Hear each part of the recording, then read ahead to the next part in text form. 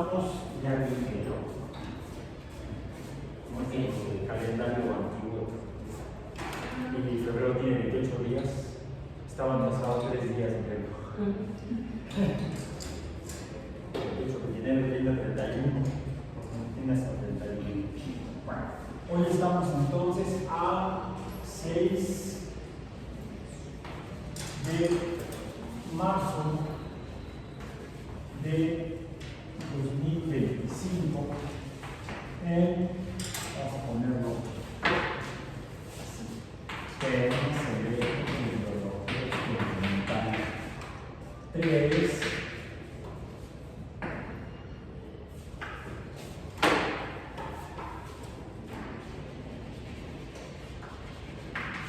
Comunicación de la ciencia.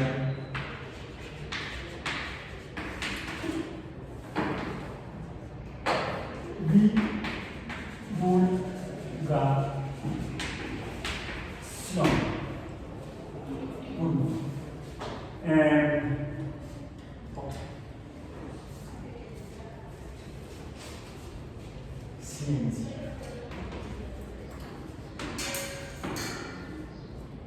Voy a comenzar muy por ahí. ¿Qué es la ciencia? ¿Qué es lo que pretendemos comunicar a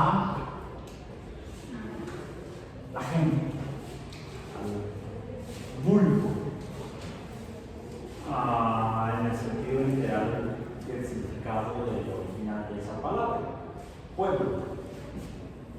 Porque las palabras, el lenguaje va evolucionando y se va cambiando el significado de las palabras al pasar del tiempo dentro de una misma sociedad que habla esa misma lengua.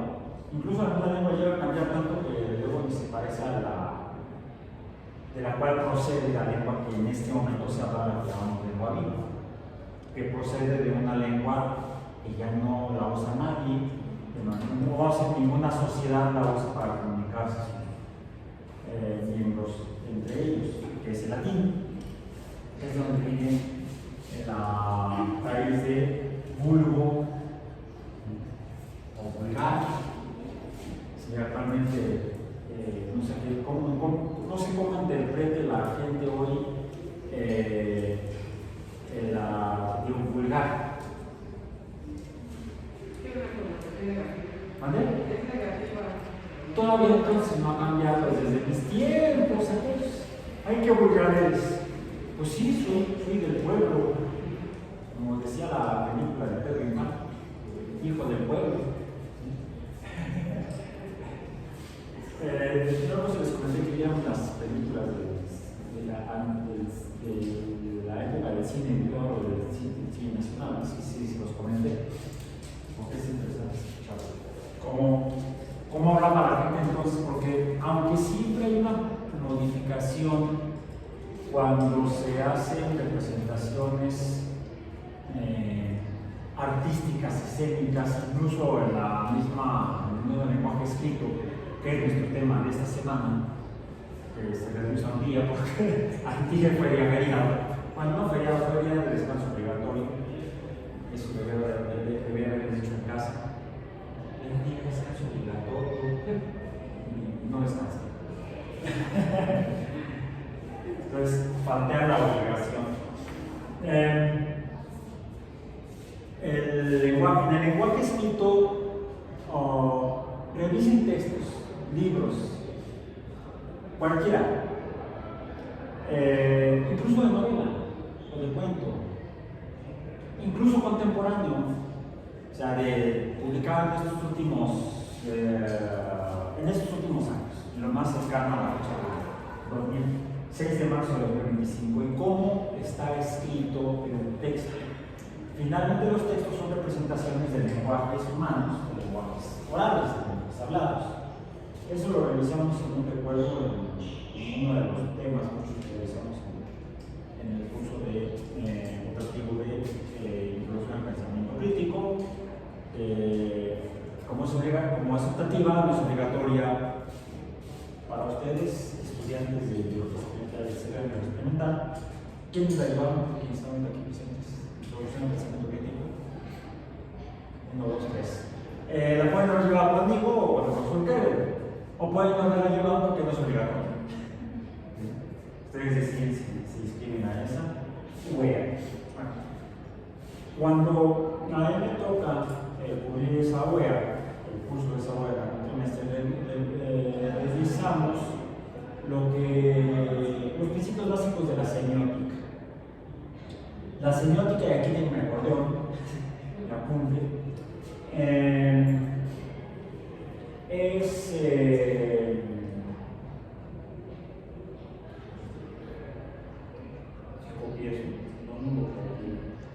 bueno, es la rama de la filosofía que estudia el lenguaje, pero no solo el lenguaje, sino el significado del lenguaje. Eso es de hecho, en ese sentido, y lo tomo de un apunte que refiere a Humberto Eco, que es la semiótica para Humberto Eco. La define como el estudio de cualquier cosa que pueda considerarse como un signo. Finalmente, estos son esas rayas en el pizarrón, son signos, y ya hemos hablado de ellos, representan sonidos en el caso de la lengua hispana o el castellano, que es la que hablamos en México, pero es el español mexicano. No hablamos el español que hablaban los castellanos que llegaban hace ¿cuánto? ¿500 años? Sí, 1521, 500 años. No hablaban como nosotros hablábamos como ellos. Aunque, ¿por qué? Porque la lengua va cambiando incluso el significado de las palabras. El significado en semiótica tiene hasta una palabra particular. Se le llama el significado, ¿sí? Que es lo que representa el signo. Esto representa el sonido K en comunicación, y este mismo símbolo representa no el sonido K, sino el sonido S en comunicación. Es más, si habrían sido los castellanos de aquella época, habrían hecho comunicación, tal vez. Entonces no sé exactamente el mismo sonido. A diferencia de... No tengo... no sé, bueno, no, ya se fastidió el asunto, porque acá tenemos marzo. La ciencia que estamos tratando. El 6 de marzo. Nada más que aquí este símbolo, este signo, representa un sonido que a su vez representa una cantidad. El número 6. Podríamos haber escrito en lugar de esto 6 de marzo. Habrían dicho los castellanos. Porque incluso los sonidos también son símbolos, solo que no gráficos, sino acústicos.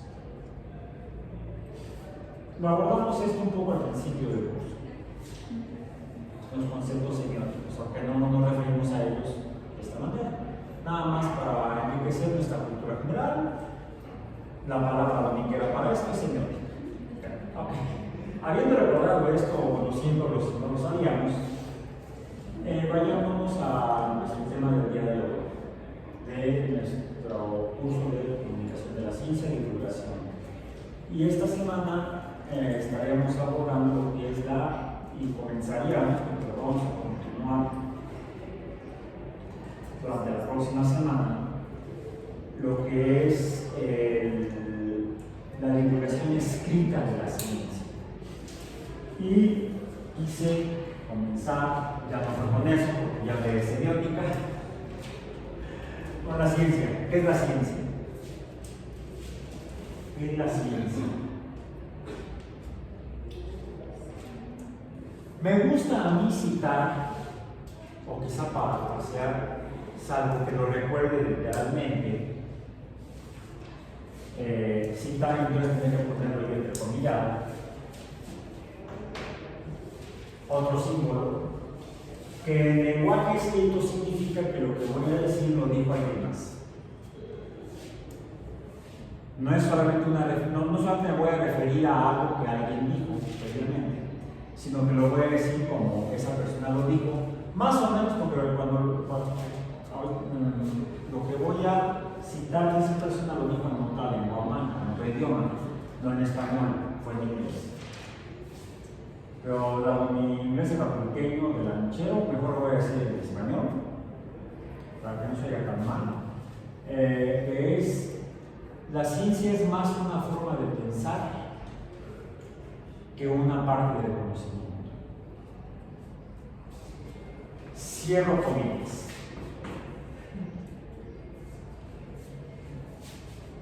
He citado algo que alguien más dijo, lo cual a su vez voy a regresar otra vez a aspectos filosóficos, pero no del lenguaje, sino de la conducta humana, que es, si yo digo lo que alguien más expresó previamente, si no aclaro, pero dijo alguien más antes que yo, podrían asumir que es una idea mía, originalmente. Y si yo lo hubiera hecho intencionalmente, para que ustedes creyeran que esa frase es original mía, yo estaría cometiendo una falta, al menos ética. De hecho, podría, en el caso de estar que va la persona que actualmente ya falleció, cuando a eso hace así, no digo nada porque sí, me pesa cara, pero creo que esa persona ya falleció. Pero si estuviera viva, podría demandarla legalmente, porque estaría yo cometiendo la falta, o incluso, dado que está tipificado en el Código Penal en México, el plagio, o robo, o piratería intelectual, de una idea de otra persona. Esta frase que mencioné, la ciencia es más una forma de pensar que una parte del conocimiento, es de Carl Sagan.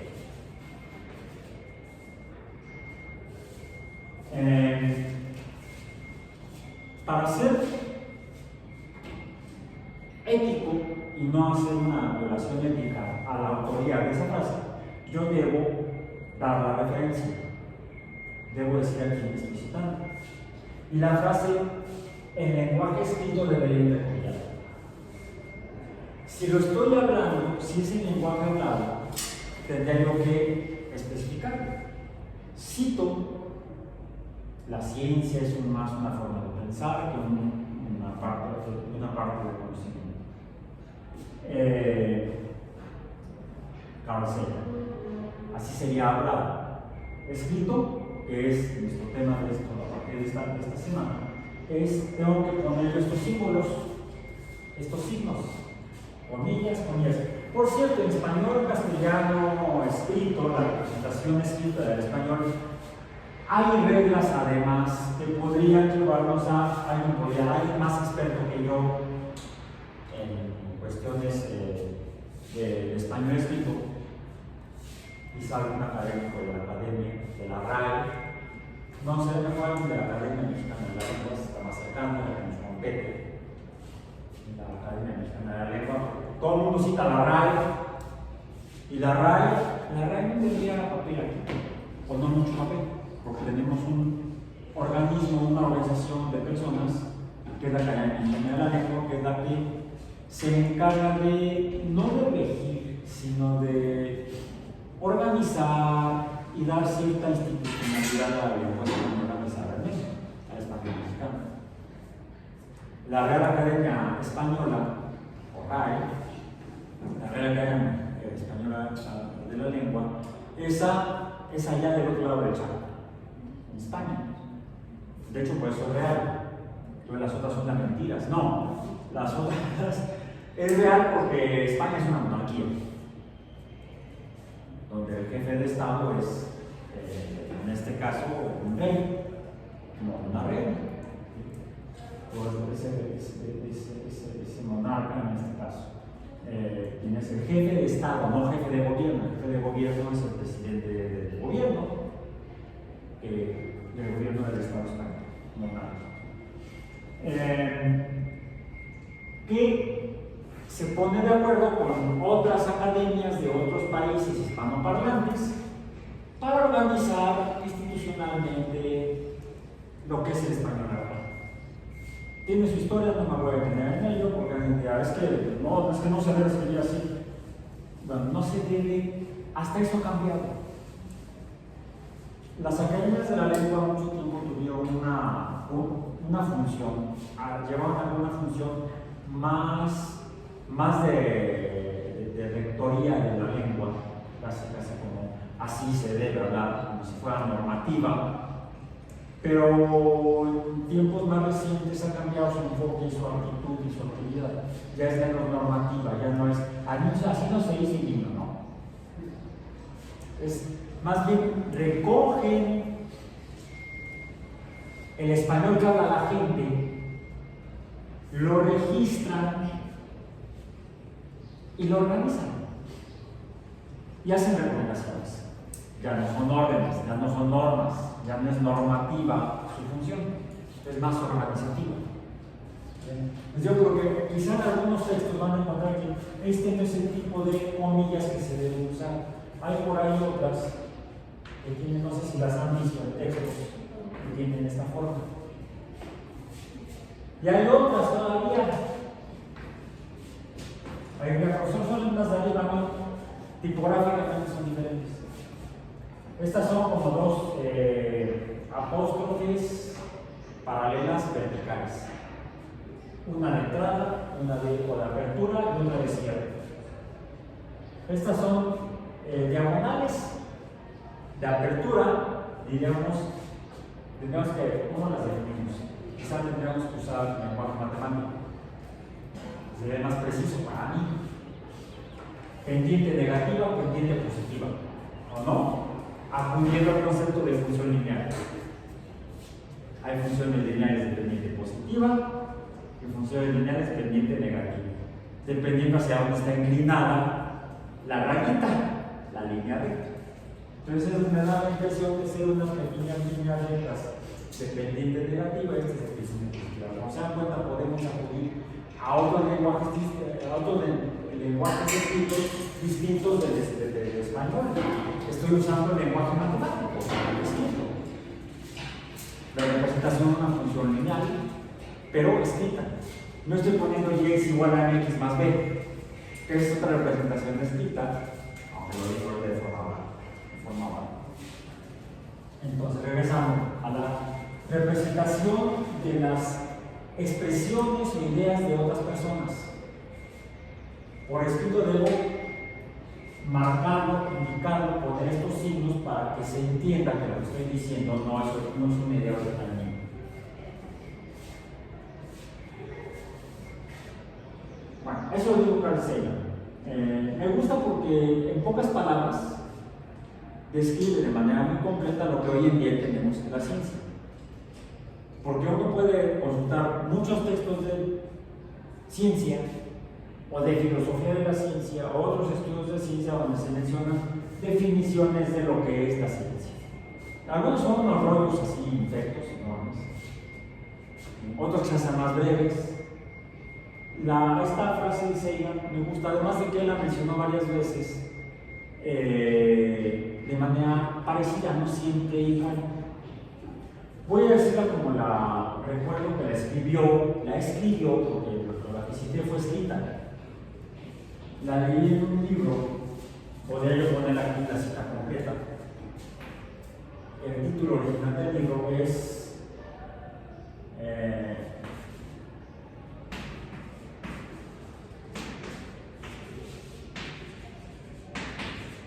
Roca's Brain, el cerebro de Roca, el cual le leo subrayado,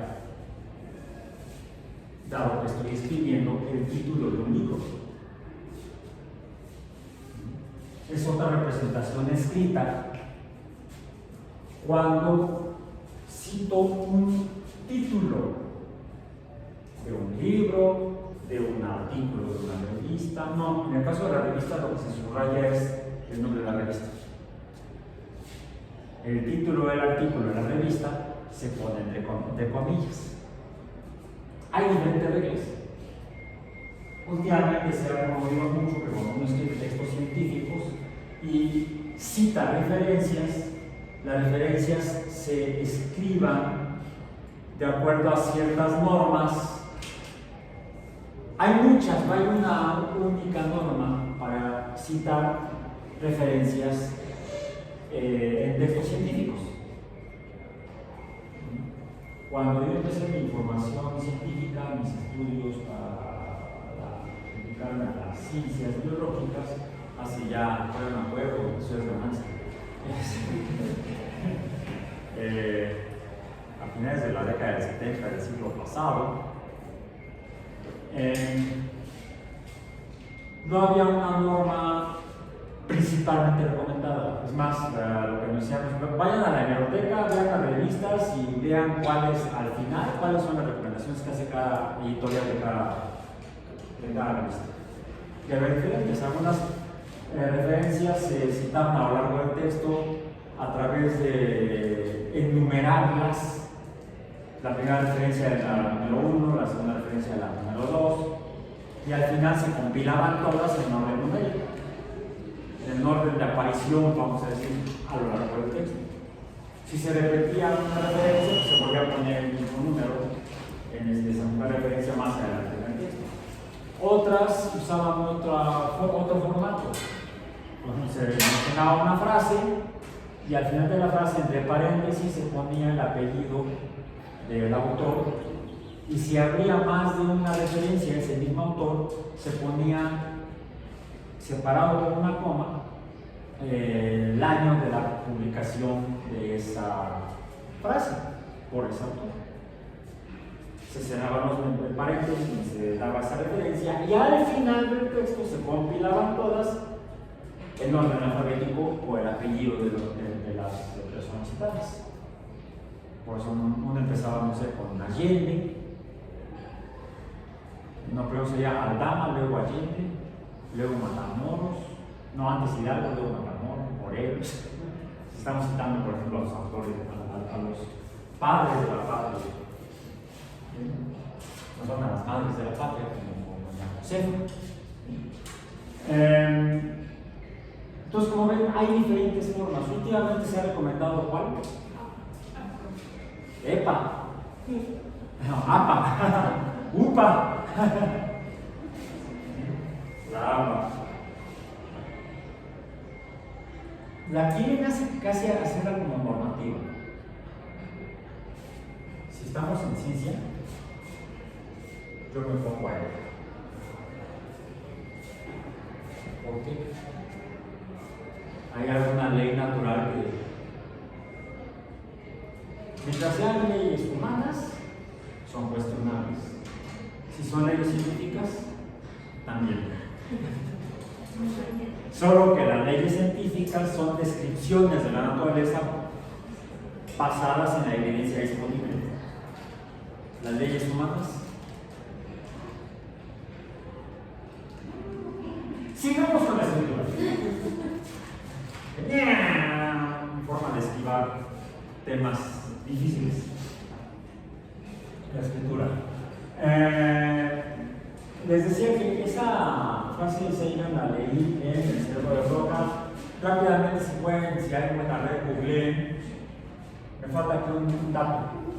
Bueno, me faltarían varios datos de acuerdo a las normas de citación, no, de citados en español. Citación será una mala traducción, será un barbarismo. Tendría de citation en inglés.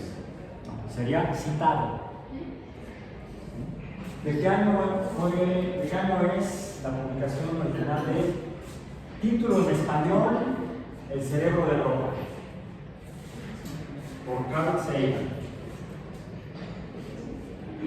¿De qué año es?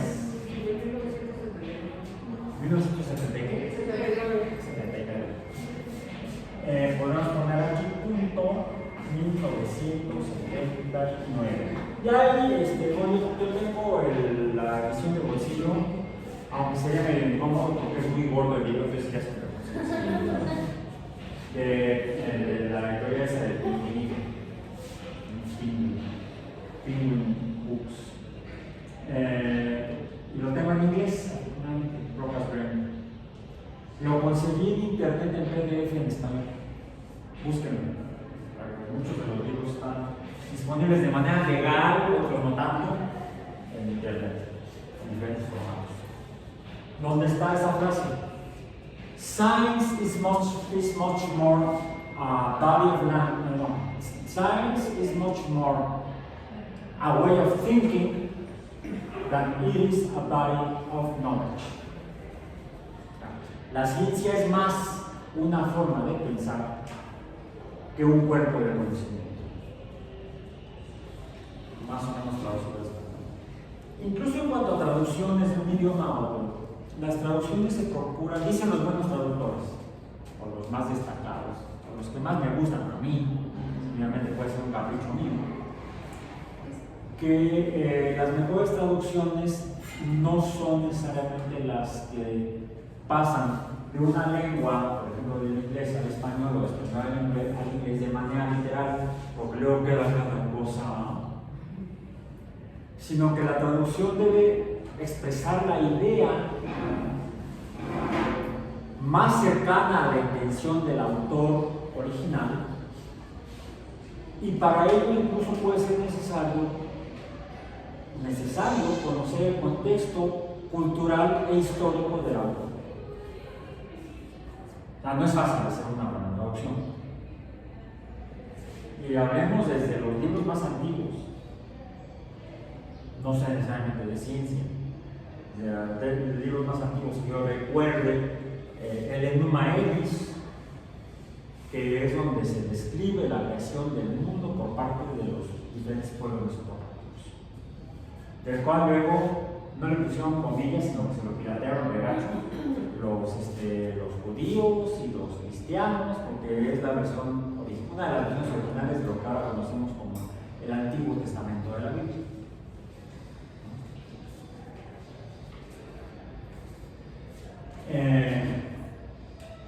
Pero regresando a nuestro negocio, que es la ciencia. Entonces, retomando y parafraseando, ya no citando literalmente, que la ciencia es una forma de pensar. No es el grupo de conceptos o definiciones, ¿sí? El cuerpo del conocimiento, ¿sí? Parafraseando a Carl Sagan, de, ¿cómo dirían por ahí? Todo lo que sube tiene que bajar. Es una paráfrasis de la cuarta ley de Newton, la ley de gravitación universal, que Newton no la escribió así, todo lo que sube tiene que bajar, no. ¿Dónde lo escribió? ¿Recuerdan? Pues en su cuaderno, yo creo, ¿no? ¿Dónde? Pues en su oficina ahí en la Universidad de Cambridge. No estoy hablando ni del objeto donde lo escribió, ni del sitio geográfico donde estaba, sino en qué obra está publicado. En los principios matemáticos de la filosofía natural, donde lo escribió originalmente en latín.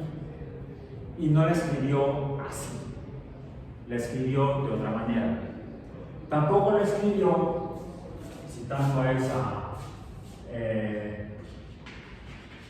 ley de gravitación universal,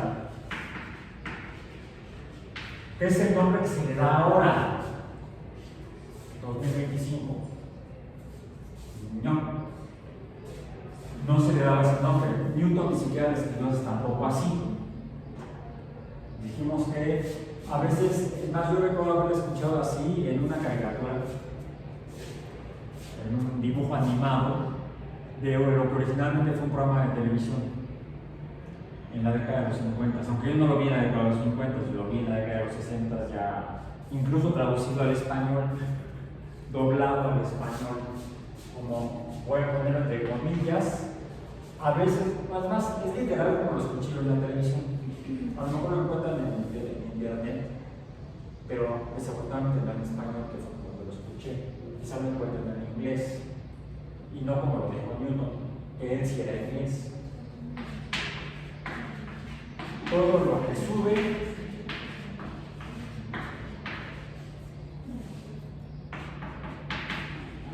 tiene que bajar. Estoy poniendo por escrito una frase que yo escuché en un programa de televisión, doblado al español. Busquen el video en español. Es un dibujo animado de Walt Disney. Un programa de televisión que se creó originalmente, se produjo originalmente en la década de los 50 para un programa que se llamaba El Mágico Mundo de Color, Disneyland. Por cierto, originalmente era en blanco y negro. Porque era la televisión de los 50 en blanco y negro. La televisión a color comienza a principios de los 60. Búsquenlo, yo lo he visto hasta en YouTube. Disneyland. Y es un episodio, creo que se llama El Hombre en el Espacio, Man in Space, algo así. Hubo varios episodios de ese programa de televisión de los 50 del programa de Disneylandia, producido por Walt Disney, donde habla de viajes espaciales, antes de que hubiera viajes espaciales. Es más, antes de que en 1957 la Unión Soviética lanzara el Sputnik, el primer satélite artificial. Ya no le hicieron caso, porque creo que incluso esos episodios de 1956, es decir, los Estados Unidos pudieron haberle ganado a la Unión Soviética el hito histórico de haber sido el primer país en lanzar algo al espacio. Pero andaban ocupados en otra cosa el gobierno de los Estados Unidos, como andan ocupados haciendo tonterías, ¿sí? En lugar de hacer cosas importantes. Y sale un busto de Isaac Newton, vamos a poner aquí a Isaac Newton por escrito. Sale un busto así de como esos que se pueden ver en las mesas o en los escritorios, en las repisas, donde se supone que es Newton, y sale hablando el busto diciendo todo lo que sube tiene que bajar. Creo que en inglés así no me acuerdo exactamente, es all goes up, must go down, creo. Busquen el video mejor para que lo escuchen ustedes cómo lo representaron en esa caricatura viejísima, pero muy buena. Divulgación de la ciencia. Ya hay dibujos animados hace 70 años. 70, sí, ¿qué tal los 70 años? Bien. Pero Newton no lo escribió así, ¿no? Lo escribió de otra manera voy a poner el título en español: Principios matemáticos de la filosofía. Quizás no puede ser una cosa más breve. No, natural.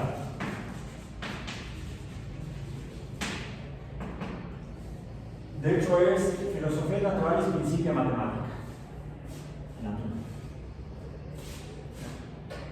Ahí escribe lo que ahora conocemos como la ley de gravitación universal, que afortunadamente en los libros actuales de física, ¿cómo está escrita? ¿Se acuerdan? F subíndice G mayúscula es igual a G mayúscula por M1 por M2 entre R cuadrada, simplificándola, porque por acá hay un término vectorial.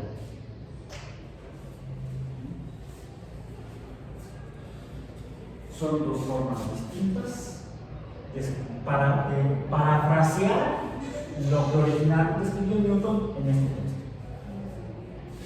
Es la misma idea escrita de formas diferentes.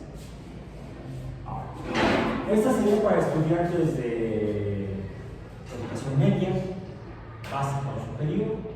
Yo recuerdo haberla visto así en la secundaria, recuerdo haberla visto así en la preparatoria, y recuerdo haberla escuchado así en una caricatura cuando tenía yo creo que 8 años.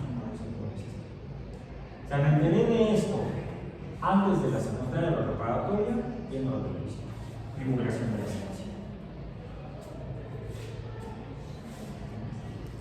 Pero nuestro tema no es todavía, porque sí lo vamos a abordar, lo que sería la representación o la divulgación de la ciencia por otros medios que no sean los medios escritos. Hoy son medios. Pero aquí es para que veamos cómo tenemos que expresar las cosas para que entienda lo que ya hemos revisado, realmente, gente de diferentes públicos. Estos serían estudiantes, estos serían niños, infantes, que todavía no estudian ciencia. Y no lo he olvidado, a pesar de mi Alzheimer. Entonces, escribir claramente la idea para el público adecuado, necesario, el público blanco, le llamamos, es importante. Y es ahí donde debemos considerar los principios que nos indica la semiótica. Debemos usar palabras que tengan significantes o significados comprensibles y comprensibles por el público blanco al que estamos dirigiendo. Y me plantearon hace algunos meses que organizábamos este curso. Después de preguntarme si había, no había. Pues hagámoslo, ya lo estamos haciendo. ¿Por qué me lo pregunto? ¿De dónde surgió la inquietud? Confianza.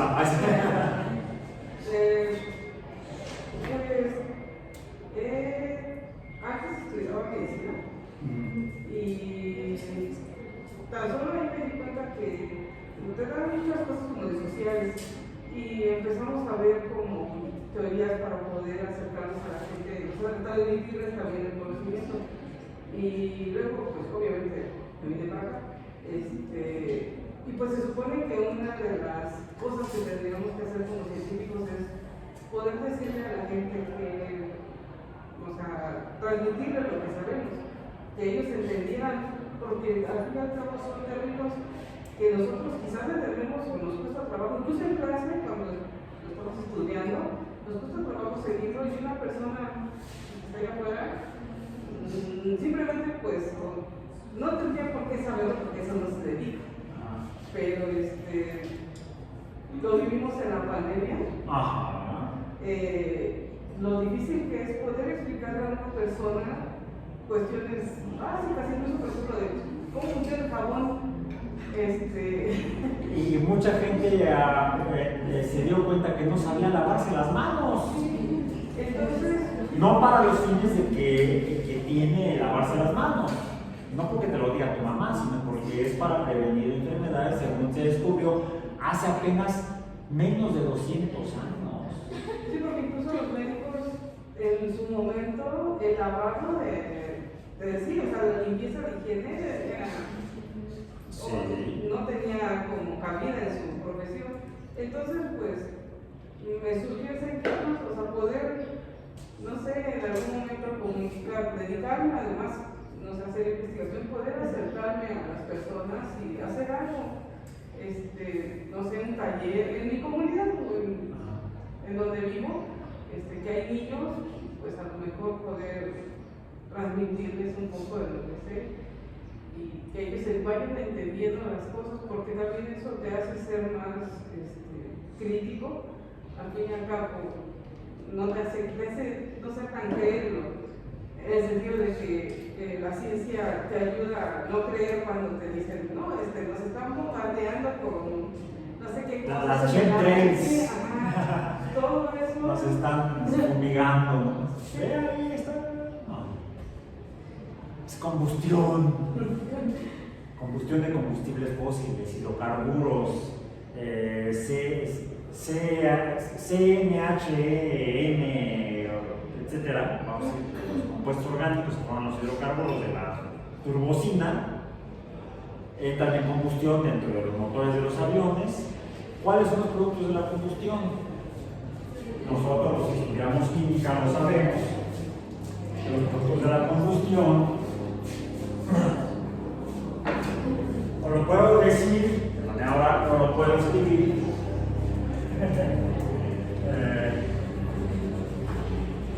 Combustible, por cierto, son orgánicos.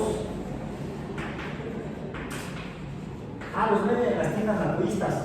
No. O sea, otra vez, ¿qué significa orgánico? Para la gente le suena, es que este es café orgánico. Yo no quisiera saber cómo es el café orgánico.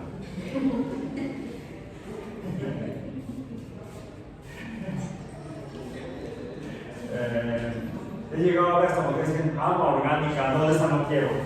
Bueno, depende. Hay un agua que sí es orgánica. El agua ardiente. El aguardiente, el mezcal, el tequila, son productos de la fermentación, alcohol, bebidas alcohólicas, muy simples.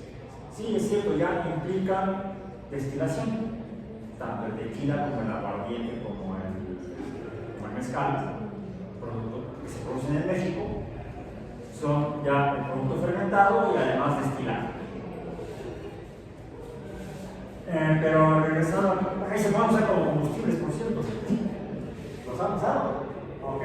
Es un combustible al que le pones O2 orgánico entre paréntesis. Dentro de ese paréntesis significa que tiene carbono. Son moléculas orgánicas, pues son orgánicas. Son compuestos de carbono, hidrocarburos, carbohidratos. Hidrocarburos, C más O2, además aquí también tiene hidrógeno, que se produce agua, pero en forma de vapor. Pero como ya debe estar muy baja la temperatura, ¿qué sucede? Se condensan y entonces se forman muchas gotitas que incluso como está tan frío ahí arriba, no solamente quedan como gotitas, o sea, no es agua líquida, sino que ¿qué le pasa? Se solidifica, se hacen cristales. Son cristales de hielo de agua suspendidos en la alta atmósfera, porque así salieron de los motores de los aviones. Esos son los chemtrails. Bueno, ¿cómo explicarle a una persona si todo este rollo de efecto químico que me aventé para que lo entienda? O cómo lo ponemos en términos de todo este rollo de efecto químico, pero para que lo entienda la persona. Pues es lo que están haciendo ahorita las primarias. Por ejemplo, mi mamá es maestra y apenas me hizo dar una plática en la primaria porque les piden como proyectos comunitarios. Entonces, en el área de la salud les pedían a un microbiólogo o a un biólogo que les explicara qué eran pues las bacterias o que diferenciaran entre una bacteria y un hongo. Y no es tan fácil. No. Y peor, algo todavía, un hongo lo puedes ver. Los ves ahí, los champiñones y otros. Puedes ver hongos diferentes, más pequeños que, vamos a decir, actinomycetos. Como los mohos. Están en el mismo reino. Y la otra, cuando estudié, híjole, mano, no cabe duda. Luego por eso mis hijas dicen, ¿no estuviste en la Segunda Guerra Mundial? No. Pero casi. Cuando yo estudié la primaria, década del 60, los hongos estaban dentro del ámbito de la botánica, pero como plantas raras. Bueno, afortunadamente lo que he ido aprendiendo de la naturaleza se ha entendido mejor en 60 años, diferencias entre organismos y ahora forman reinos distintos. Es fungi. Y aún dentro del fungi es por eso me encanta la biología. Es extremadamente rica en cuanto a entidades con similitudes y diferencias. Entonces tenemos dice que crecen los hongos, llamémosle hongos, que crecen en el pan echado a perder.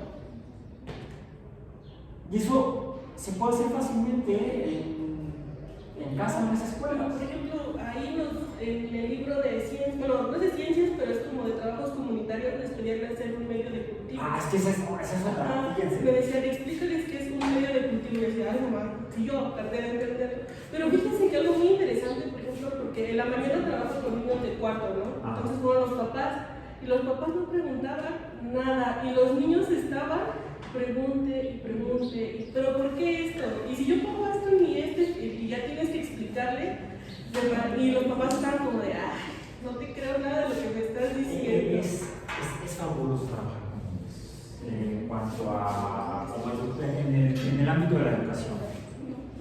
Yo tuve la oportunidad que cuando mis hijas estaban pequeñas, de repente a veces mi esposa y yo también a veces hay que mantener la boca cerrada porque te metes en cada berenjenal. Terminamos participando en la escuela en la que estaban ellas organizando lo que se llamó la Semana de la Ciencia. En la escuela, en preescolar y primaria. La hija mayor estaba en primero de primaria, la menor estaba en preescolar. Y organizaban una feria de las artes, donde los niños pintaban, y muy simpático porque al finalizar la semana del arte,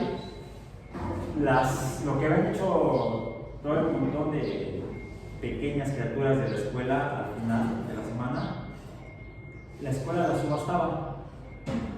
Y ahí estaban los papás pujando en la subasta para comprar las obras de los hijos de las hijas. Y llegaban los precios bastante interesantes, entonces andábamos en eso, nos llamó mucho la atención y mi esposa fue la que se le ocurrió preguntarle a la subdirectora, ¿y cuándo hacen la Semana de la Ciencia? Ya sabían que nosotros somos biólogos. Voltean y dice, ¿cuándo lo organizan? En la torre. Entonces terminamos organizando en la escuela la Semana de la Ciencia. Según tenía por aquí algunas, luego la busco. Tengo por ahí un par de cosas que se salvaron de aquella época. Donde organizamos todas las semanas desde sección maternal hasta sexto de primaria que era la escuela. Y ahí me tienen jugando con los bebés para irlos introduciendo a la más que a la comprensión, a la visión del mundo a partir de lo que aprendemos a través de la biología, el mundo vivo. De hecho, lo pusimos a jugar a los animales, a jugar a representar diferentes animales. Les encantaba ahí andarse arrastrando como serpientes, colgándose de los juegos como chimpancés. Al principio fíjense, es curioso, al principio no querían salir a participar en el juego que ahora se vamos a organizar. Pues alguien tuvo que poner el ejemplo.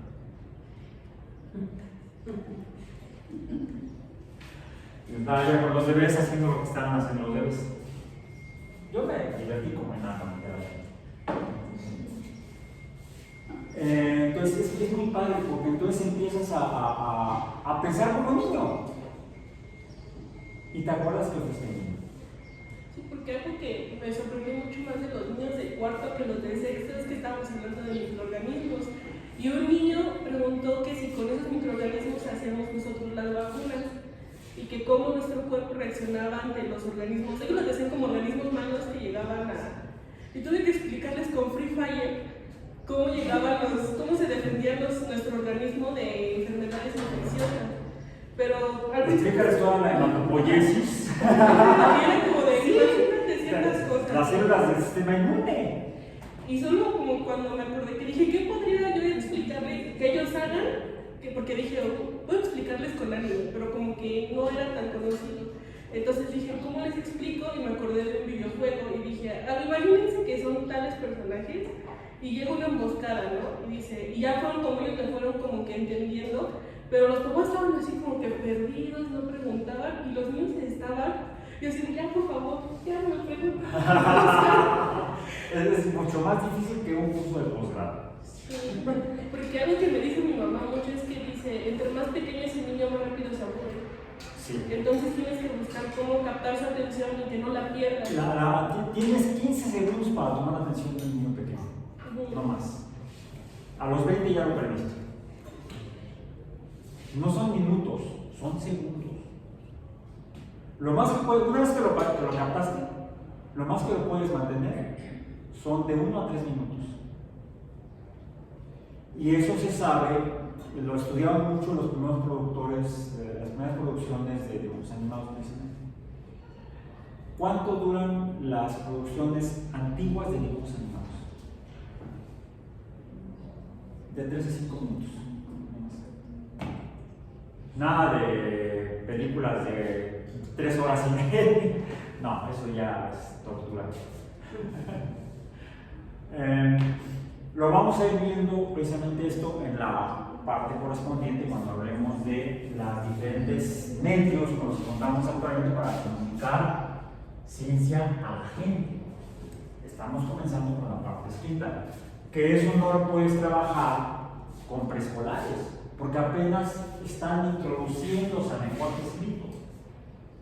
Sí lo puedes hacer con diferentes herramientas de la escritura, diferentes técnicas de la escritura, a partir de la educación básica. Y eso nos está explicando ayer mi hija, que estábamos esperando que nos entregaran la comida que fuimos a comprar. Hoy no vamos a cocinar, vamos a comprar. Me dice, oye, ¿ordenamos algo? Le digo, no, vamos por ello. Finalmente pidieron sushi y entonces como lo preparan cada montón, entonces ahí mientras estuvimos ahí platicando. Y le estaba yo mencionando de los últimos TikToks que estaba yo haciendo y me dijo, ¿sabes qué? Es que eso ya no lo hagas así, cambia de color a la letra. Y sí, porque actualmente las generaciones actuales de menos de 25 años, menos que ustedes, o están más o menos ustedes, menos de 20 años para abajo, todavía, de 20 a 21 para abajo.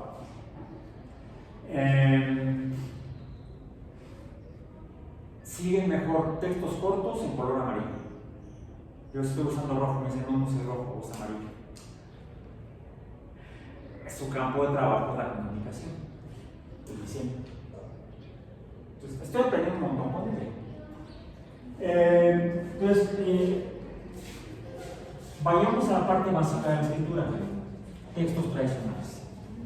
Luego usaremos la escritura como una herramienta para complementar lo que sea la comunicación a través de imágenes. Hay que aprender a usar las imágenes para la comunicación y luego la combinación de medios, texto e imagen. No es nada más, hagan una infografía y ya. No. La mayoría de las infografías que he visto yo últimamente en materia de ciencia son asquerosas, horribles, muy mal hechas. Y eso que las hacen aunque mejor me cae. Bueno, entonces, es importante cuando acudimos a la escritura como herramienta y de otra vez identificar a qué público nos vamos a dirigir. Y siempre es bueno acudir al desarrollo histórico. Vamos un poco a públicos más de mayor edad. Ya hablamos de preescolares, no usamos letra, no usamos escritura. ¿Podemos usar imágenes? Sí, ya lo veremos más adelante, pero la mejor comunicación con preescolares es a través del lenguaje corporal y hablado. Ya lo estás diciendo. ¿Y qué tal? Dificilísimo.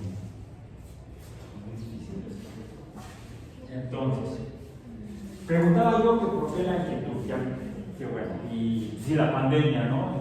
Es que nos van a poner el chip con las vacunas.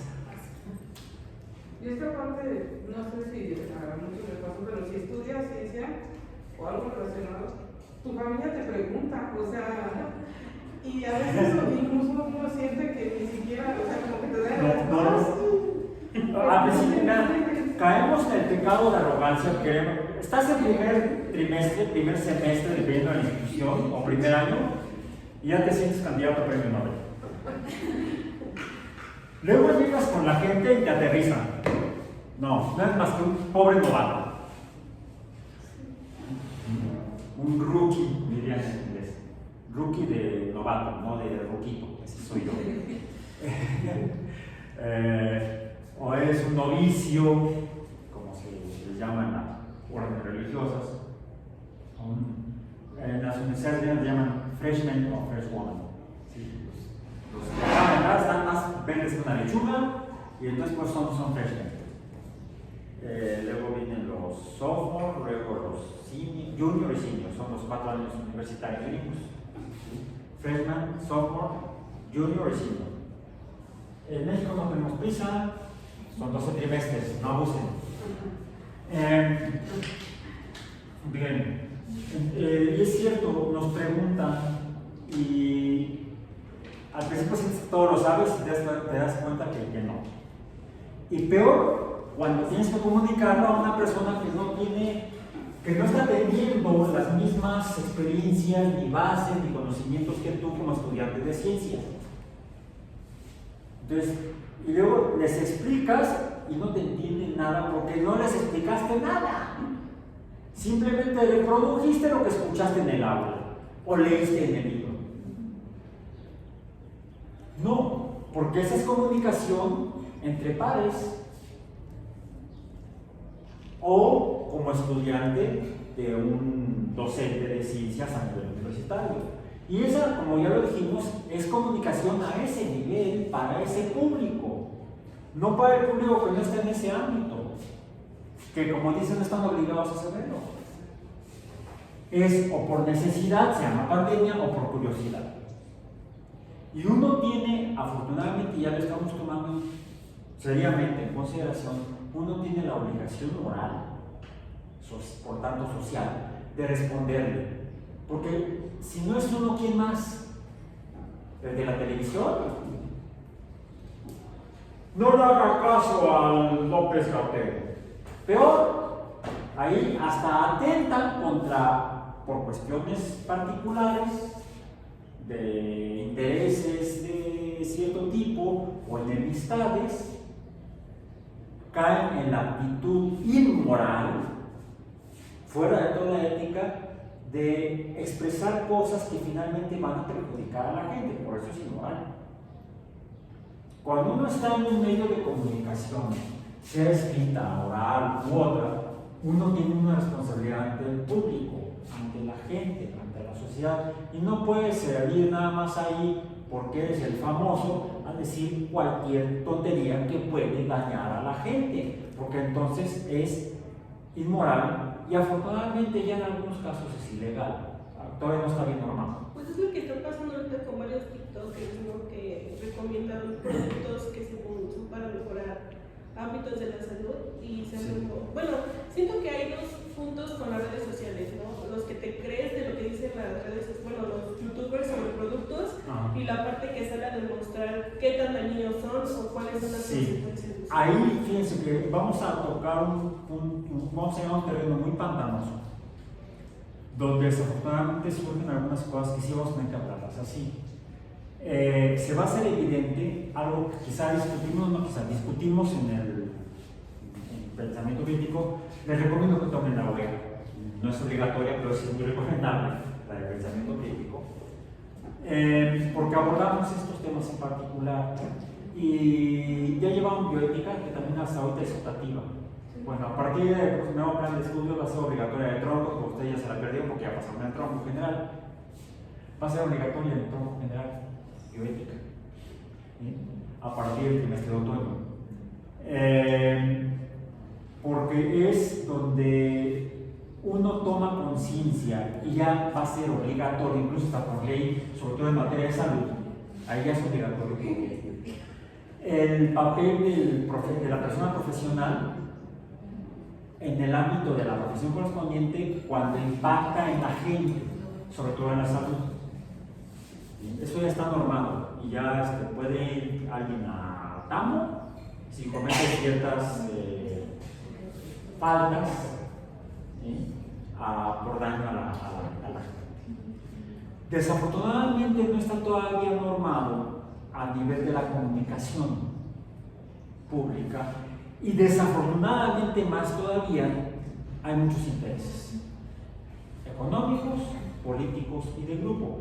Y lo que salió últimamente, me volvió a salir hoy en la mañana, porque alguien me lo etiquetó, sobre un caso que hubo de un par de youtubers o influencers bastante impertinentes e ineptas a ambas personas, una dama y un caballero, un hombre y una mujer, que se vieron involucrados porque el fulano dijo algo de la fulana se sintió ofendida y desafortunadamente por cuestiones de corrupción, incluso a nivel de autoridades, se llevó esto a un conflicto que no tenía por qué haber llegado, donde alguien, por ser más influyente, no influencer, sino influyente, llegó a poner en riesgo la libertad de la otra persona. ¿Sí? Lo voy a decir rápidamente, el caso de Mr. Doctor y la otra fulanita. ¿Se enteraron? Sí. Bueno, lo que dijo el que se autollama como Mr. Doctor, lo que me parece, voy a dar mi opinión ahí, bastante arrogante de su parte. El ponerse el título de doctor, seas o no, para comunicarte con la gente, es una postura, a mi modo de ver, arrogante. Que está buscando tener una posición encima de los demás para elegirse como autoridad y entonces imponer algo que en ciencia no es válido, y lo revisamos en el curso de pensamiento crítico, que es el principio de autoridad. En la ciencia lo único que no es válido es el principio de autoridad. Es que es toda una autoridad en el campo, y a mí que si su evidencia no está sustentada y no confirma lo que dice, es falso, punto, por mucha autoridad que sea. Linus Pauling dijo que el ADN era una triple hélice y ya era toda una autoridad en la química, había publicado la estructura de las proteínas verídica, confirmada, y por eso le dieron el premio Nobel en química. Como era el premio Nobel en química, quiso elegirse una autoridad y publicó la triple hélice del ADN. Hasta acá me fue la chamba.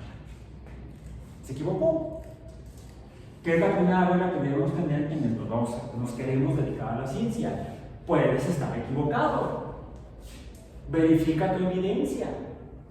Pero este cuate se sintió autoridad suficiente para decirle a la otra que era una farsante. A lo mejor sí la dama es una farsante, pero la forma en la que lo hizo no fue la que sería la más adecuada de alguien que se asume como doctor. Peor si está argumentando que es doctor relacionado con la ciencia. No, se quiso imponer como una persona que, porque sé más que tú, yo digo que sé más que tú, te puedo decir lo que yo quiera. No. Y además hay formas de decirle a la gente, oye, creo que te equivocaste. Sí, no, porque su mensaje después se volvió un mensaje de odio hacia... Sí, no, y cayó en otras cosas sí, porque no ya tenía por qué, y perdón, en el pecado llegó la penitencia. Más allá de que la otra también mal hecho, haya dicho, no, pues es que soy amiga del hiperjuez, no sé qué. Entendiendo, bueno, sabiendo cómo es desafortunadamente la situación judicial en México, es meterte en broncas que no tienes por qué hacer. Se le volteó como bumerang por no saber usar el bumerang.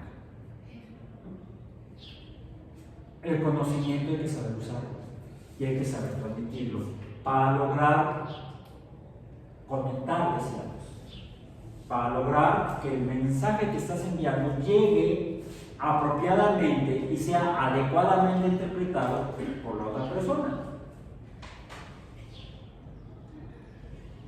No es fácil y puede generar problemas. Entonces hay que saber cómo hacerlo.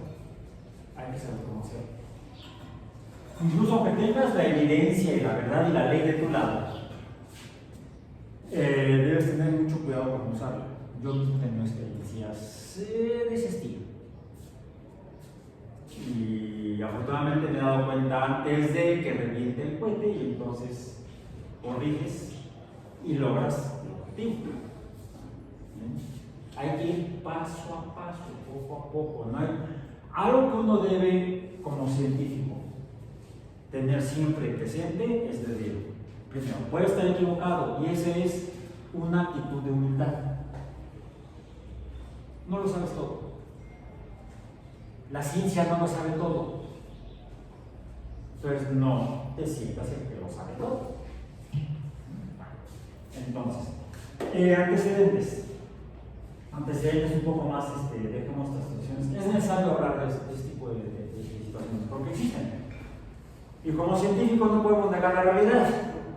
No debemos negar la realidad, debemos tratar de acercarnos lo más que podamos a la realidad.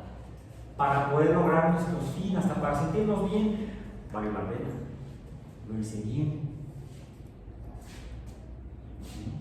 Ayer me dio mucho gusto, iba yo saliendo ya de la universidad después de que terminé mis asuntos aquí, y hubo una exposición aquí por parte de la Comisión Nacional de Áreas Protegidas y de la Secretaría del Medio Ambiente de la Ciudad de México, ambas organizaciones del gobierno, una federal y otra local, vamos a decir, y me encontré con un exalumno que desde hace 4 años está trabajando en la Secretaría del Medio Ambiente. Y fue el que me reconoció, porque iba yo pasando, y me dice, ¡profe! Y me encanta cuando me dice profe así. Ay, ¿qué es? No, es que estoy desde 2021 haciendo esto, y he hecho esto, lo otro y aquello. Y es cuando yo digo, vale la pena. Creo que lo hice bien en ese pedacito que a mí me tocó en su formación profesional. Y es lo que uno debe buscar, ya sea en la investigación, en la docencia o en la divulgación. Lograr el impacto de beneficiar a las personas y a la sociedad. Esa es nuestra obligación moral como miembros de la comunidad científica en el mundo y en México. Y digo en el mundo y en México porque, preguntaba por qué, te interesaba. Hay quienes dicen, es que yo quise estudiar ciencia, tal vez biología, tal vez física, tal vez química, tal vez astronomía, porque cuando era niño, a veces ya son gente que está en sus 50 años. Es que vi a Sagan en la televisión, vi Cosmos. ¿Cuál fue su primer contacto con la ciencia? ¿Se acuerdan? Y antes de que me comenten, ¿habrá influido en que estén ahorita aquí? A ver, respuestas rápidas. ¿Quién? En el 11 pasaban, más grandes pasaban Saúl Mafú, eran 2 biólogos y te mostraban. Mis hijas también lo veían, no son biólogos. Una es cineasta, la otra es historiadora. Y pues a mí me gustaba cómo mostraban a los animales y pues eran como situaciones comunicativas. Los hermanos Pratt. Sí, yo también lo veía porque estaba con ellos. Mira, los biólogos en la televisión, sí, los dos son biólogos. Y los hermanos Pratt de Saúl Mafú. Es más, hasta nos tocó hacer fiesta temática de cumpleaños de Saúl Mafú. Nos metían en cada berenjena de esos hijos, primero en la feria de ciencias y luego en la fiesta de Saúl Mafú. Andamos ahí buscando mono en las tiendas. ¿Dónde fue? En un tianguis donde encontrábamos el mono de peluche. Un lemur. ¿Quién iba a andar buscando lemures de peluche? Hace 20 años. Ya mi hija mayor va a cumplir 30. Y fue un cumpleaños de ella. Igual iba a decir el programa. Sí, el de San Majo. Sí. Yo también lo vi. Ajá. ¿Algún otro? ¿Alguien más? ¿Y crees que haya influido? ¿Qué haya influido en ustedes? Pues es que a mí me daba mucha curiosidad el peluche que usaban, que era un animalito. Sí. Y actualmente la volví a ver. Bueno, solo en imágenes. Y veía el animalito como muy raro. O sea, era muy diferente a como me imaginaba en mi mente. Ajá. A como lo veo ahorita. Y también veía otro programa, yo creo que en el 11, de dos hermanos que son médicos. ¿Cuál es? Operación Aucho. Ajá. No, eso no lo vi. Sí, eso es más como. No, es que nosotros lo veíamos en, creo que en Discovery Channel o cuando eran buenos esos canales, Discovery, History, Nat Geo, eran buenos hace como 20 años, precisamente, más o menos. Otro era el australiano que se murió. Irwin, el cazador de cocodrilos.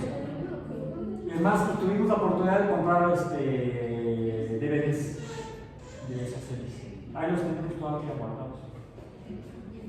Que ya no se ven los DVDs, pero bueno, están guardados. ¿Cuál otro de aquella época? Había otro. Estaba usted buscando hace poco en TikTok. Era uno que presentó una serie de con dinosaurios, caminando con dinosaurios, se fue el nombre de este partido, luego se los comparto. Cuando veamos medios audiovisuales, vamos a abordar ellos. ¿Alguien más? En 11 niños había uno que se llamaba. En 11 niños había uno que se llamaba Unos insectos. También, ese sí lo llegué a ver. Y no, bueno, esta misa para gente de mayor que ustedes. Ese lo veía una de mis sobrinas, y ella está en los 30 y tantos. Ella veía precisamente a Dickman, Sí. el mundo de Dickman. ¿Sí? Todavía viene Bolsa Luna México, y es interesante lo que él ha dicho, porque fue un programa educativo que se hizo en Estados Unidos, creo que duró como 4 años, algo así. Y ya terminó una producción de televisión pública, cerró la temporada. Este cuate es actor y titiritero, o sea, con enfoque de crítica política, lo que hace principalmente. Y hace como unos 15 años más o menos, o sea, ya en Estados Unidos ni 15 acordaba de Dickman.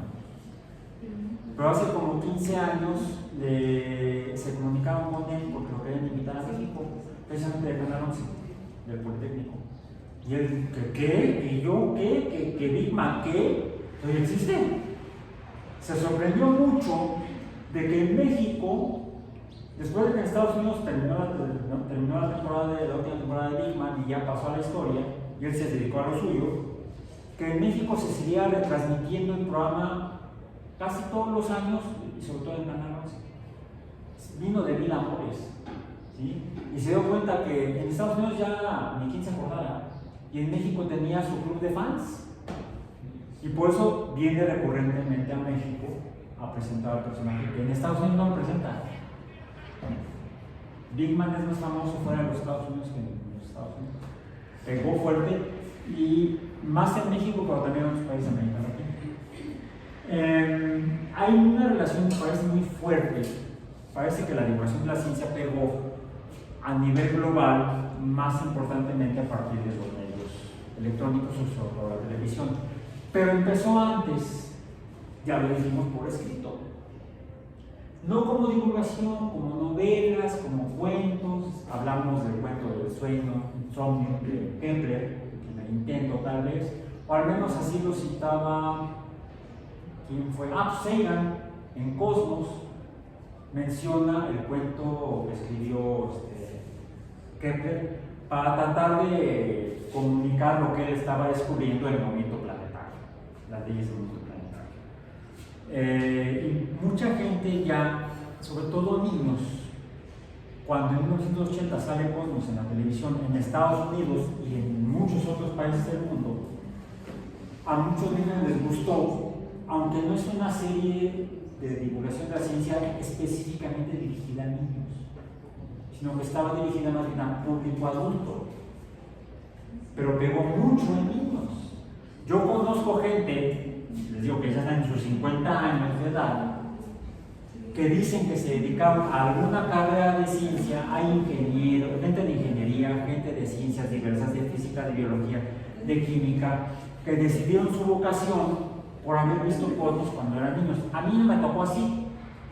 Yo estaba en el segundo año de la carrera cuando me enteré que iba a salir una serie presentada por un astrónomo al que yo había leído en revistas del National Geographic años atrás, porque él había participado en las misiones de exploración de las Viking en Marte. Fue cuando yo me enteré que existía un astrónomo llamado Carl Sagan, norteamericano, que estudiaba astronomía planetaria. Y cuando me enteré, salió en los periódicos que iban a estrenar la serie de televisión Cosmos, presentada por Carl Sagan, dije, yo la quiero ver. Incluso conocía yo a un médico que había comprado las primeras videocaseteras que estaban saliendo en el mercado de México, videocaseteras, en 1980. Y nos reuníamos en su casa a ver la serie y a grabarlas. Pero ya estaba estudiando biología, segundo año.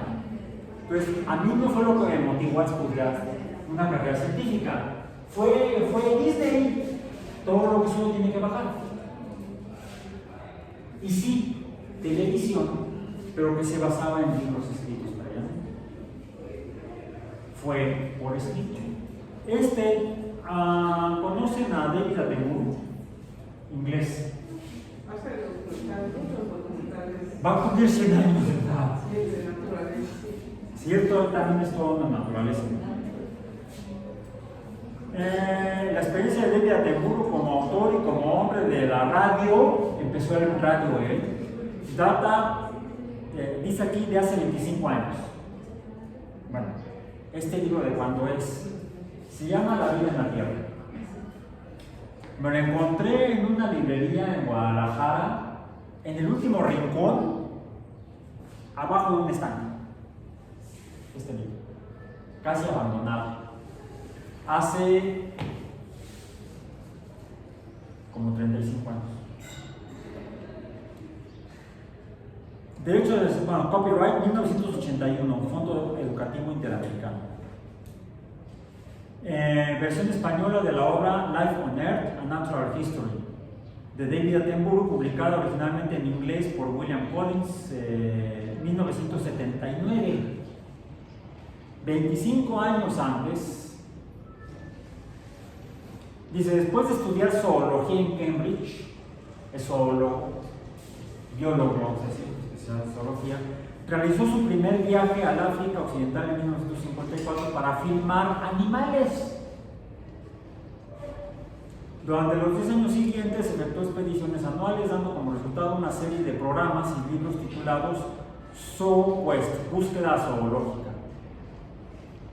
Pese a su cargo como director del Canal 2 de la BBC en 1965 y a los 8 años de trabajo administrativo consecuentes, apenas ha habido un año en que no haya viajado a alguna parte del mundo con el fin de estudiar y filmar animales. Él estudió zoología, pero no para dedicarse a la investigación zoológica, sino a la divulgación de la zoología. En la década del 50. Y no solamente a hacer producciones cinematográficas, sino a escribir. Los hacía simultáneamente. Escribía libros de divulgación zoológica, hacía documentales que transmitían en la televisión británica. Y este libro, que se titula La vida en la Tierra, comienza precisamente con el capítulo 1, la variedad infinita. La variedad infinita. No es difícil descubrir un animal desconocido. Pase un día en los bosques tropicales de Sudamérica, removiendo troncos, buscando bajo sus cortezas, escudriñando el húmedo lecho de las hojas. Continúe de noche alumbrándose con una lámpara de mercurio sobre una pantalla blanca. Y de una u otra forma coleccionará cientos de pequeñas criaturas de distintas clases: polillas, orugas, arañas, chinches, narigonas, escarabajos luminosos, inofensivas mariposas disfrazadas de avispas, avispas en forma de hormiga. Será por eso que mis hijas no quisieron estudiar biología, que tienen pánico a los insectos. En fin.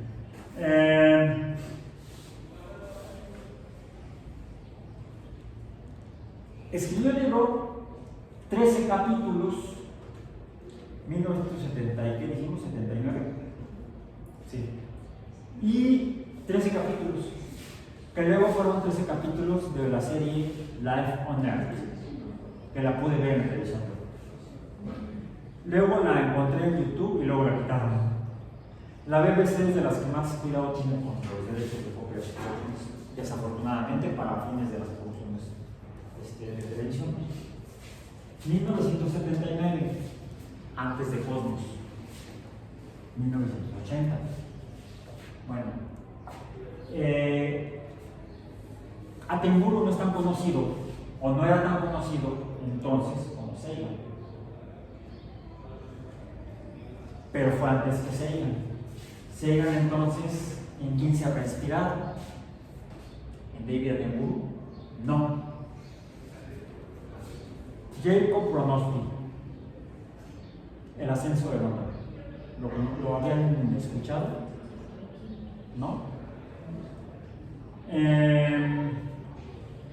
Jacob Bronowski.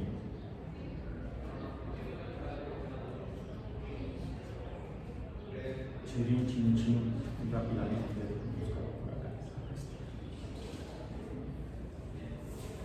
El primer esbozo de El ascenso del hombre fue escrito en julio de 1969 y el último metro de película fue filmado en diciembre de 1972.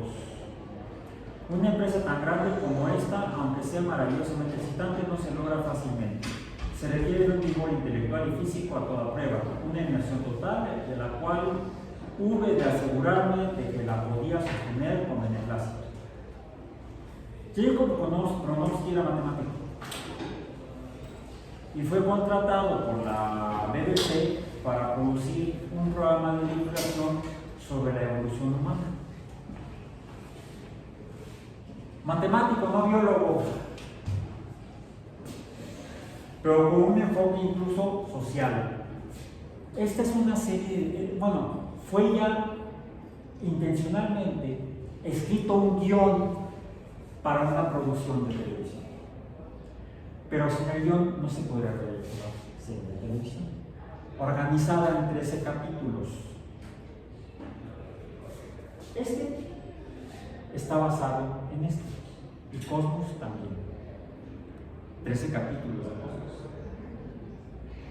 Podríamos decir que esta es la obra fundacional de la divulgación de la ciencia moderna. El ascenso del hombre, escrita por Jacob Bronowski. Y es quizá el mejor ejemplo a seguir. ¿Por qué? Lo usaron Sagan y Attenborough. Comencemos por escrito. Hay que escribir. Primero, la idea general de lo que quieren comunicar. No importa el tema. Lo que les guste, lo que conozcan, o lo que no conozcan pero quieran conocer. Hay que hacer la investigación. Hay que investigar. Ya que tienen toda la información que consideren necesaria, y ese es un trabajo libre, cada quien sabe hasta dónde, hay que poner eso sí. Lo voy a poner mejor así. Fechas. Inicio y término.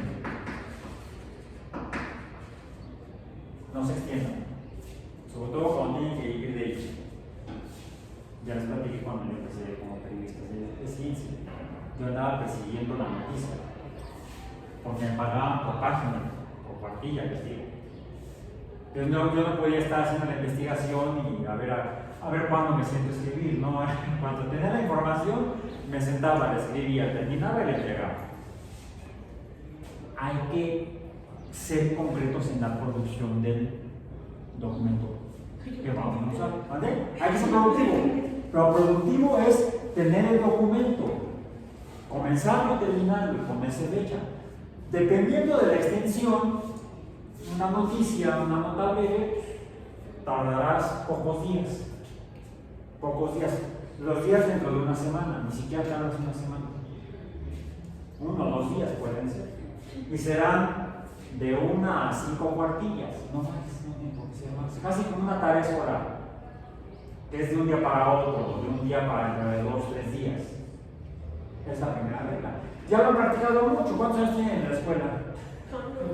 La tienen mucha práctica. Fechas de inicio y término. Hay que fijar la extensión. Si va a ser un artículo, ya sea, puede ser breve o extenso.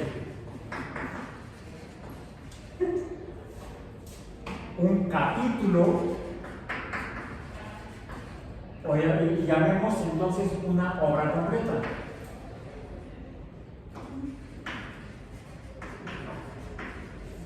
Que puede tener capítulos.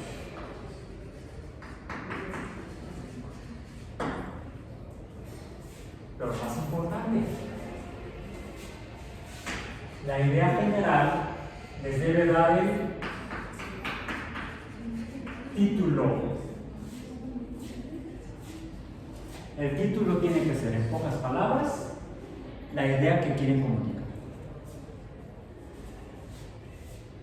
Un libro sobre evolución humana, documental, el ascenso del hombre. Cierto, ubiquémoslo en su tiempo, podemos ser el ascenso de la humanidad, siendo un poco, usando el lenguaje inclusivo, que sí, hay que considerar eso. Hablar del hombre ya es hasta de mal gusto, para referirse a la humanidad en su conjunto, a hombres y mujeres, y a toda la diversidad humana. Un libro sobre lo que podemos llamar, no es necesariamente ecología, sino ecosistemas. Ese es el documental de David Attenborough, 13 capítulos. La vida en la Tierra. No es biología, es ecología. Porque habla tanto de los organismos como de su entorno. Y cómo dependen estos organismos del entorno en el cual se encuentran.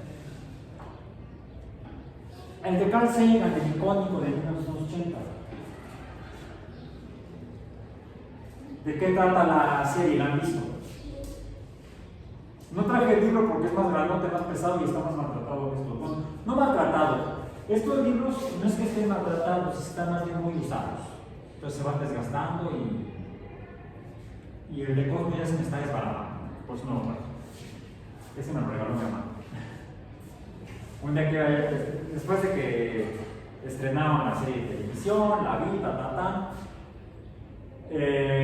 salió en la publicidad de que ya estaban vendiendo el libro en México. Carísimo. No lo voy a poder comprar.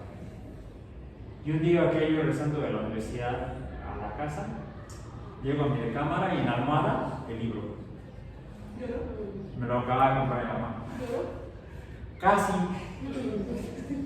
Salí brincando con él, ya me comía mi mamá.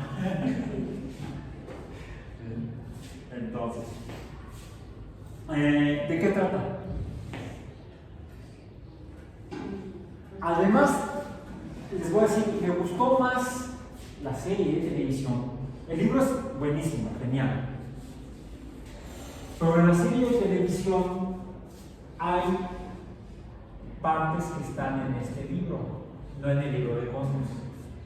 Ahora, hay partes que están en el libro de Cosmos que no están en la serie de televisión. De hecho, son complementarios. Mientras que estos dos lo que está en los capítulos de las series de televisión correspondientes es lo que está en estos libros,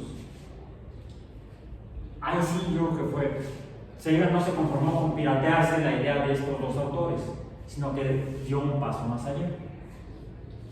No es que el libro sea la versión escrita de la serie, o que la serie sea la versión oral y con imágenes en movimiento del libro, ¿no? Son complementarios. Por ejemplo, en el libro desarrolla mucho la participación de Newton en algunos conceptos, mientras que en la serie de televisión prácticamente ni lo menciona. También hay un capítulo casi dedicado a Kepler en la serie de televisión, y en ese mismo capítulo, en el libro, menciona a Galileo, por ejemplo. Entonces son complementarios, no es que sean lo mismo la versión escrita y la versión audiovisual, ¿no? Son complementarios. Y aún así, el libro en inglés es único para mí, es una obra específica, única, pero la serie de televisión tiene, además de muy buenas imágenes, muy buena producción audiovisual, tiene algo que incluso la traducción al español me parece a veces en algunas partes mejor que la serie original en inglés.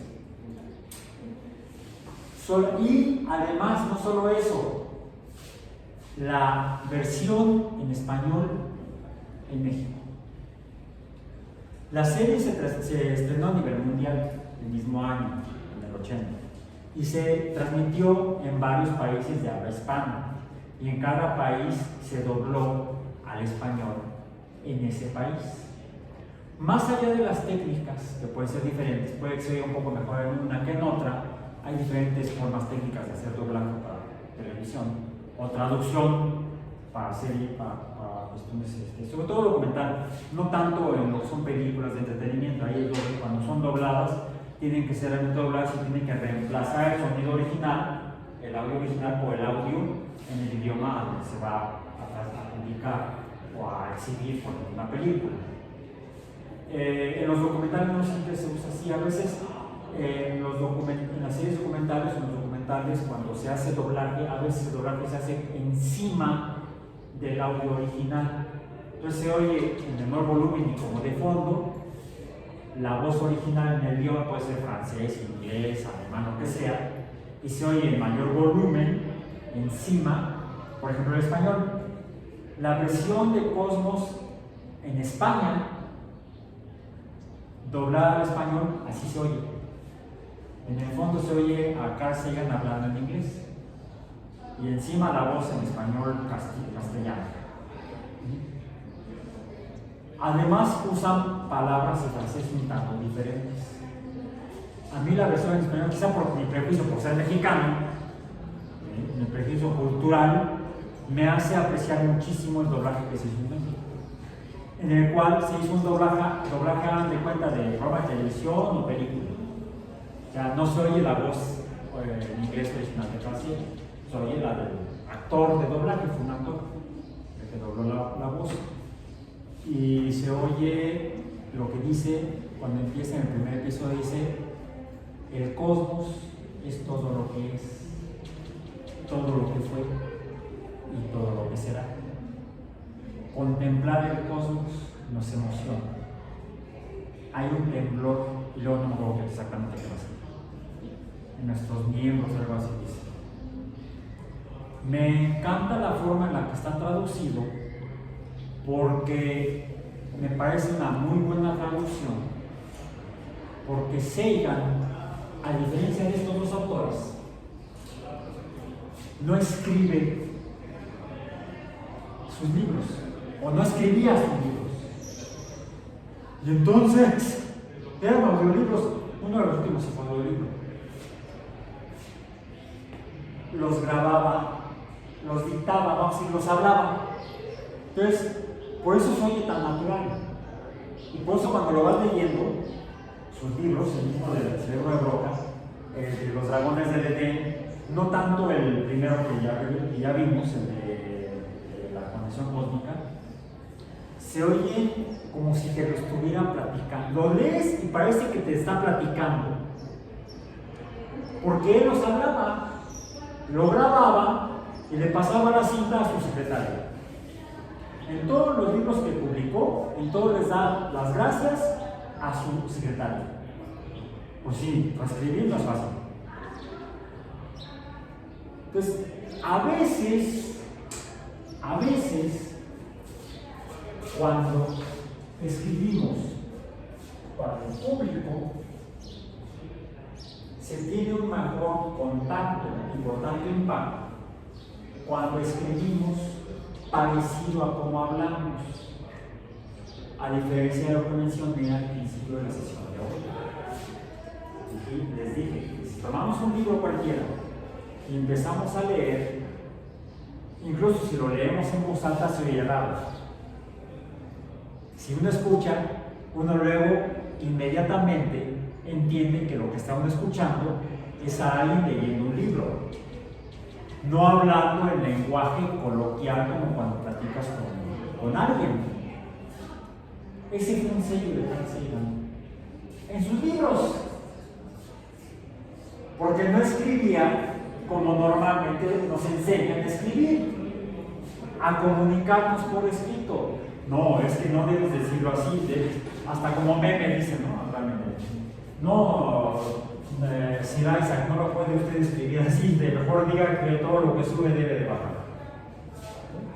Bueno, a veces para fines de la divulgación es recomendable sí escribir como hablamos. Para terminar esta sesión de hoy, ya me eché yo el intento y ya hablamos un poco. Yo hice un ejercicio, bueno, dos, ¿no? De comunicar, escribir para alguien, y ya lo leímos aquí, por eso fueron dos ejercicios. Uno escribirlo y otro leí parte de un texto. Bueno. Traten de escribir un texto, pero primero grábenlo platicando con alguien más. Platíquenle a alguien, escojan una persona, se pueden hagan ejercicio por parejas, o en su casa con un familiar, con un amigo. Platíquenle brevemente a alguien, incluso tómenlo como si fueran una especie de TikTok de 1 o 2 minutos. Platíquenle algo breve, grábenlo y luego transcríbanlo y vean cómo se ve por escrito y me lo envían. Compárenlo con el texto previo que escribir, o incluso el ejercicio para hacerlo más redondeado, como cerrando el círculo, el texto que ya escribieron antes. El texto que escribieron antes lo escribieron directamente. ¿Sí? Alguien dice como que sí, como que no, ¿no te acuerdas? ¿Sí? Bueno, no lo lean. ¿Sí? O denle una repasada para que se acuerden qué escribió. Platíquenselo a alguien, sin leerlo. Mientras lo practican, lo graban y luego lo transcriben y luego los comparan. Si tienen la oportunidad, esto ya no sería, vamos a decir, la parte estricta del ejercicio, el nuevo texto, dénselo a leer a alguien. Y así como hicimos el ejercicio de la lectura, de que le contestaste o le preguntaste que si sí, que si no, que si sí era lo que escribiste, ¿sí? Que después de que lo lea la persona, que les responda qué fue lo que leyó. Incluso si pueden hacerlo con otra persona para que no haya contaminación, denle el texto original y comparan ambas interpretaciones por ambas personas para tratar de evaluar cuál texto es más comprensible por una persona que no tenga formación científica formal. Y entonces podamos ir discerniendo ¿cuál es la mejor manera de escribir para la gente? Por hoy